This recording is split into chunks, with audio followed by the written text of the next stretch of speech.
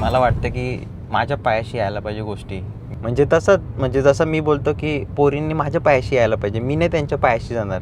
म्हणून त्या पण माझ्या पायाशी येत नाही, मी पण त्यांच्या पायाशी जात नाही. म्हणून मी आयुष्यभर सिंगल आहे.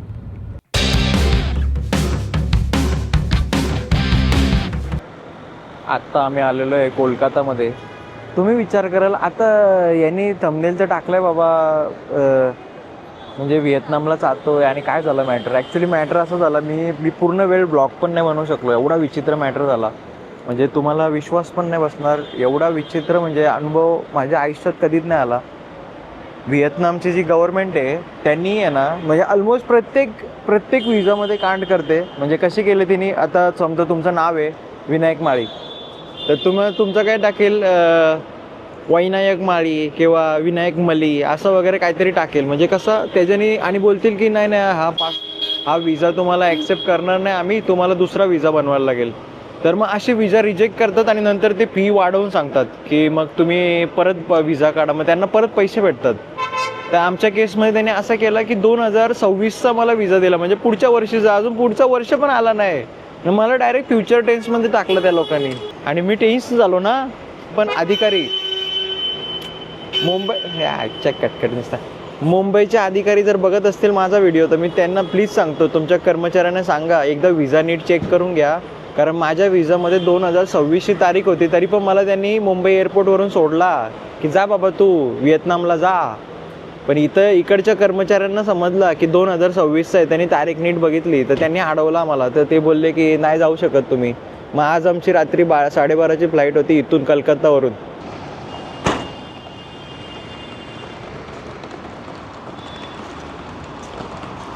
आता मी तुम्हाला सांगतो नक्की काय मॅटर झाला. मॅटर असं झाला, ॲटलिस्ट नावाचा एक ॲप आहे, त्या मला आवडतो ॲटलिस्ट ॲप, नो डाऊट. मला हेट नाही त्या ॲपबद्दल. पण मला एकच गोष्ट सांगायची आहे की मी त्यांना चॅटबॉक्सवर बोललो की बाई 2026 नाही, मला 2025चा पाहिजे विजा. त्यांनी मला दिला 2026चा विजा. आणि मी आधी बोललेलो की मला 2025चा पाहिजे, म्हणून मी चेक नाही केला.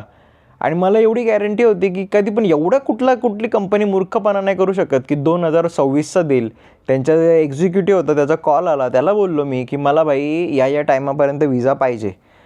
आणि त्यांनी मला कधीच दिला 2026चा. नशिबाने तो सोनदीप कोणतरी होता, त्यांनी नशिबाने ती फ्लाईट दिली. तो बोलला उद्याची फ्लाईट घ्या बाबा, तुमचं तोंड लय, तुम्ही लय भिकाऱ्यासारखे वाटता. आम्ही अक्षरशः गेलो आणि त्या कसे आम्हाला भेटली ती फ्लाईट उद्याची. आणि मग आम्ही इथं या हॉटेलमध्ये राहिलो. किती स्टार आहे आता मला नाही माहिती हॉटेल, पण लय म्हणजे लय कंजेस्टेड हॉटेल आहे. पण मी ॲक्च्युली चांगला बघत होतो हॉटेल, भारीतलं हॉटेल बघत होतो, पण याचा थोबाड बघितला. मी बोललो जाऊ दे, 2 स्टारच बरं आहे. आत्ता आम्ही चाललोय परतीला म्हणजे आता चाललोय व्हिएतनामला.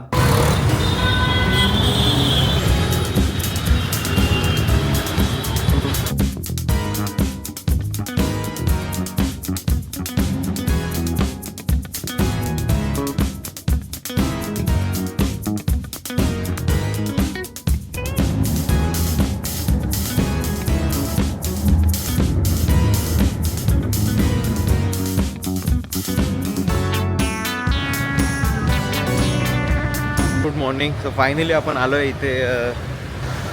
ॲक्च्युली मला घ्यायचं आहे पहिलं सगळ्यात आधी तर कॅमेरा. मला घ्यायचा DJIचा ॲक्शन 6, कारण मी प्रमोट नाही करत येतो ब्रँड, त्यांनी 1 रुपया पण दिलेला नाही मला. पण तरी पण मला असं वाटतं की खूप भारी कॅमेरा येतो. तर बघू यार, आपल्या भारतामध्ये अजून लॉन्च नाही झाला आहे, तर बघू इथे भेटतो आहे का पहिले. एक वेगळी चहल चालू आहे इथे, आणि म्हणजे एकदम भारी फ्रेश वाटतं. म्हणजे आल्यापासून एवढं असं फ्रेश वाटतंय ना की एकदम असं माइंड एकदम असं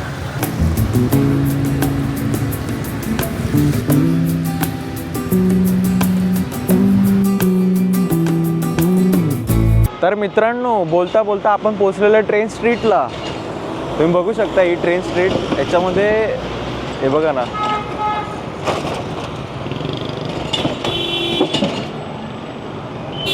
याच्यामध्ये विषय असा आहे की मध्येच एक बोगदा पाडलेला आहे, त्याच्यामधून ट्रेन जाते.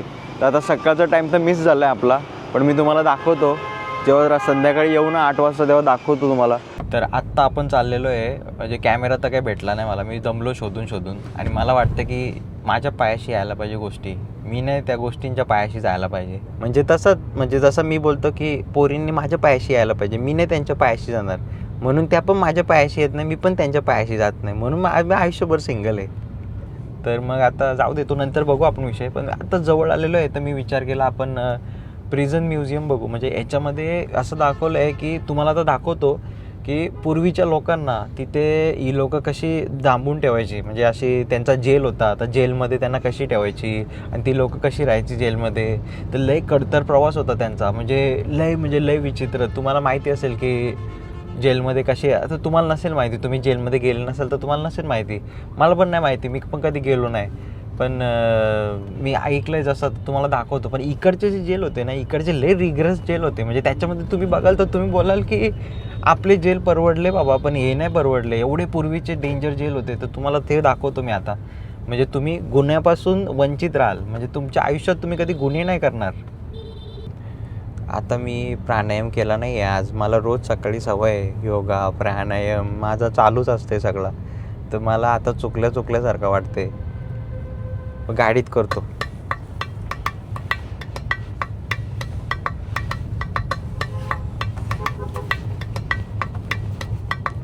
बटरफ्लाय.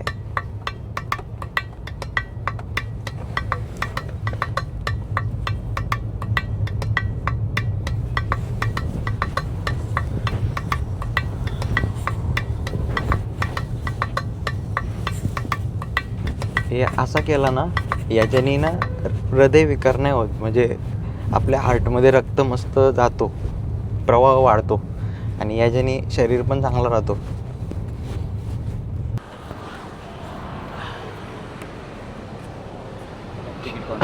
तर इथं हा म्युझियम आहे आणि इथं तिकीट काउंटर आहे. तिकीट काढल्याशिवाय जाऊ नका. आता ती पोरगी मागे बोलत होती की काहीतरी बोलत होती त्या पोरीला. ती आम्हाला पण बोलली. ती काय बोलली की 30% इज क्लोज आणि 70% ओपन आहे. तर मग म्हणजे ही लोकं एवढी चांगली आहेत की ही लोकं आधीच सांगतात की आमच्या गोष्टी बाबा बंद आहेत, पण तुम्हाला बघायचं तर बघू शकता तुम्ही.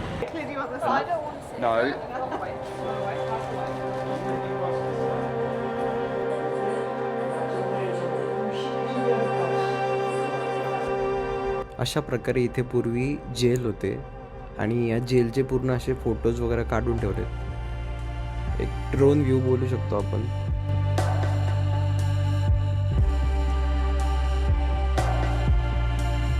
आणि या विटा बघू शकता तुम्ही. या विटा तिथे यूज केल्या होत्या. ते त्या टायमाचे लॉक बघू शकता तुम्ही. ते असे लॉक होते त्या टायमाला.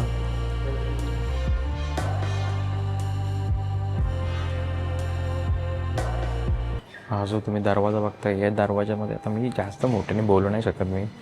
पण बघा ना किती मोठा दरवाजा होता. एवढा तोडून पण कोण जाऊ नाही शकत.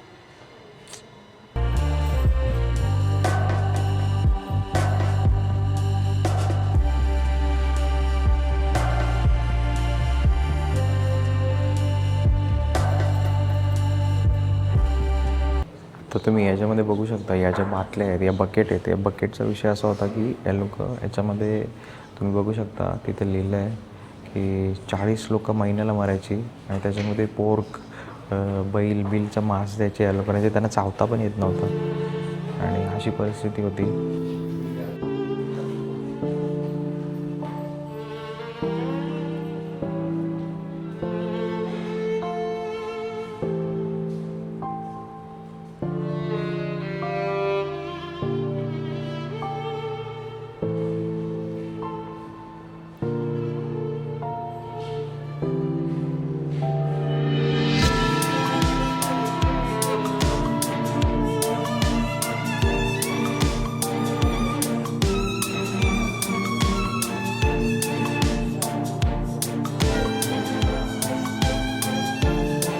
अशा प्रकारे या लोकांना जेलमध्ये ठेवत होते. मी हा दृश्य बघितला ना, माझ्या मनामध्ये ना असा एक हे उभा राहिला की अरे बाबा कसा डेंजर त्यांना हे ठेवला.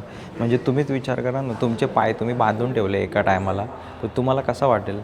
तसा विषय होता या लोकांना. म्हणजे हे लोक इथं बसूनच मेले. एवढ्या विचित्र त्यांना अपेक्षा सहन करायला लागलेले आहेत. पण बघा ना काय डेंजर आहे. आणि तुम्हाला दाखवतो ही लोक टॉयलेट कुठे करायचे आणि इथंच बसायचे आणि इथंच टॉयलेट करायला लागायचं त्यांना. आणि त्याच वासामध्ये तुम्हाला म्हणजे जी जी तुम्हाला दाखवतो ना, हे इतिहास वाचायची गरज नाही तुम्हाला. मी सांगितलेला इनफ आहे तुमच्यासाठी. बघा ना, इथं बसायचे संडासला आणि इथं बसून मग तो वास पूर्ण इथं बसून समोर. बाई कसा काय कसे किती आलपेक्षा जेलमध्ये सहन करायला लागतात बघा ना तुम्ही. हां, किती किती डेंजर आलपेक्षा सहन केलं त्यांनी. आणि ही टाकी आहे ना, ही टॉयलेटची टाकी त्यांनाच साफ करायला लागायची. याच्या खाली टाकी आहे. तुम्हाला आता पुढचं दाखवतो मी. म्हणजे एक दिल दहलावाना दिल दिल दे दे देनावाला तो एक सीन आहे याच्यात. ॲक्च्युअल जेलमध्ये आलो आहे, ते कसं होतं तुम्हाला दाखवतो.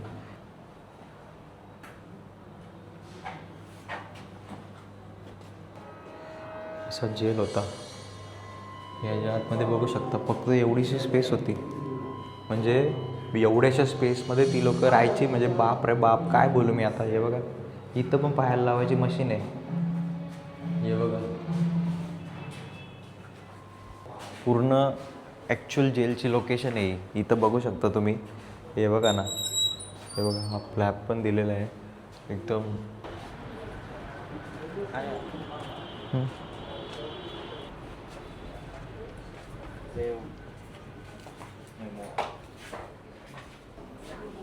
घेते का तुला खेळणं, घेते का तुला काहीच. बघा ना, मला खूप आवडलं आहे. एकदम भारी वाटतंय. वाव, एकदम स्विशी कॉफी.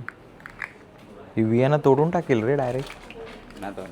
हां, तोडील ती, सगळं तोडते. हां ना, तिला क्युरियोसिटी लागेल की कसा तोडू मी. भारी आहे रे एकदम. बघ ना, हातात घ्यायलाच बघा ना किती भारी वाटतं. आपल्या इथं का नाही अशी खेळणे बनत. हे सगळी खेळणी आहेत इथं.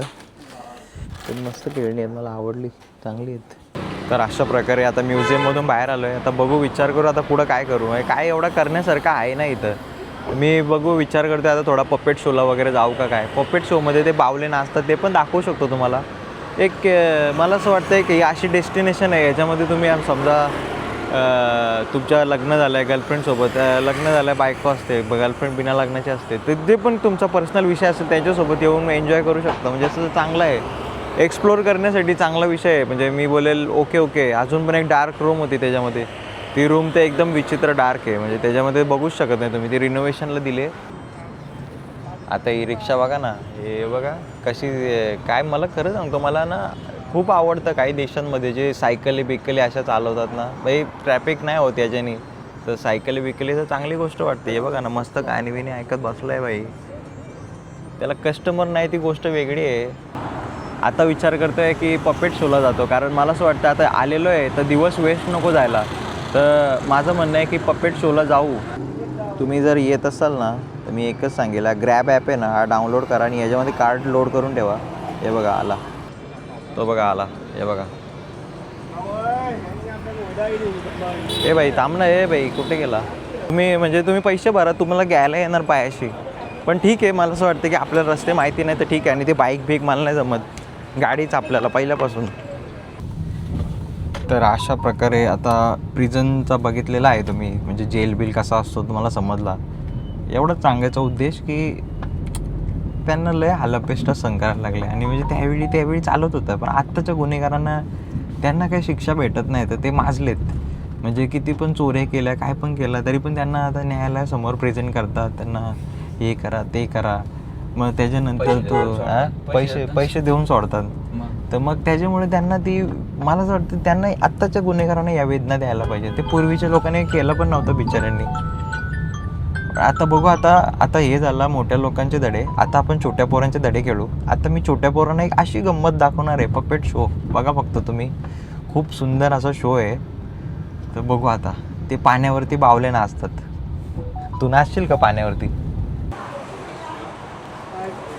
आपलं आहे की नाही बघू द्या आधी मला. तर आत्ता मी आलो आहे पपेट शोच्या बुकिंगला. पण मला असं वाटतं बुक आहे ऑलमोस्ट, कारण तुम्ही बघू शकता सगळे सोल्ड आउट आहेत. Friday 145 available Now, yeah. Okay. Okay left. खूप चांगली सिस्टीम आहे इथं. ही लोक पूर्ण ॲड्रेस बिड्रेस दाखवत आहेत सगळा, कुठं सीट बसायची.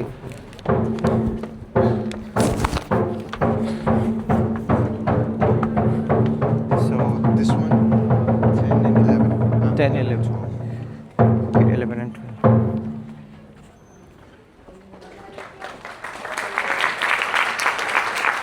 Dạ, buổi tối xin Sorry. gửi quý vị lời chào trân trọng nhất. Xin kính mời quý vị thưởng thức chương trình múa rối nước đặc sắc các nghiệp tròn làm cơ 400 Bớt trò xịt đi. múa rối nước trong dân gian. आई शपथ. Mở đầu chương trình, इथं xin बस kính ही mời ही quý vị आपली thưởng seat. thức tiết mục.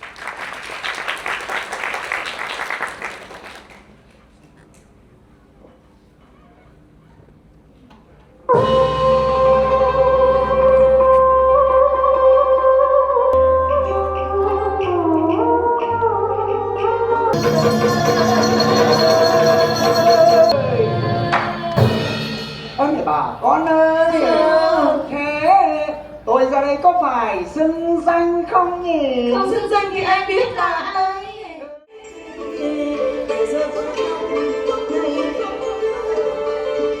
Đồng cảm sẽ không gió, chẳng thấy vợ thấy con cho đi vừa để chỉ. Ôi trời ơi, đây rồi.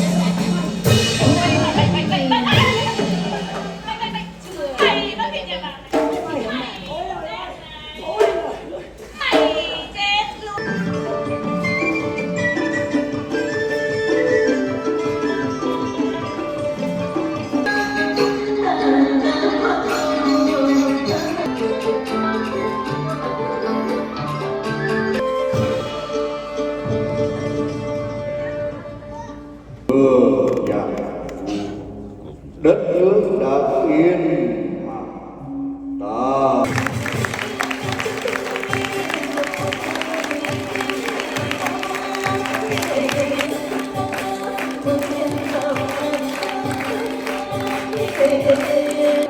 तर इथं अशा प्रकारे सगळा कार्यक्रम असतो. त्याच्या आतमधून ते काट्या टाकतात आणि काट्या टाकून ते फिरवतात. मी बोललो होतो ना छोट्या पोरांना मजा येईल, मला नाही आली.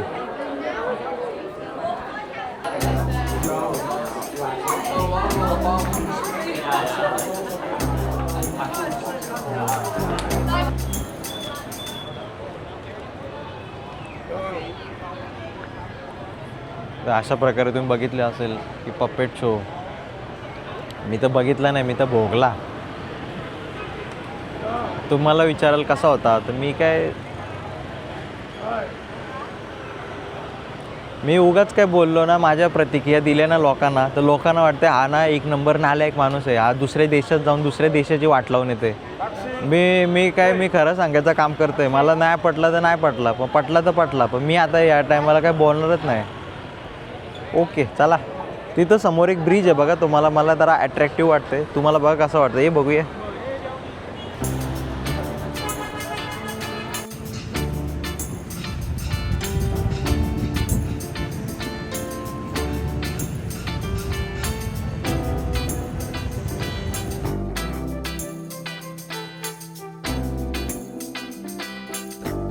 हे बघा ना, हे कसं कन्स्ट्रक्शन केलेलं आहे बघा ना.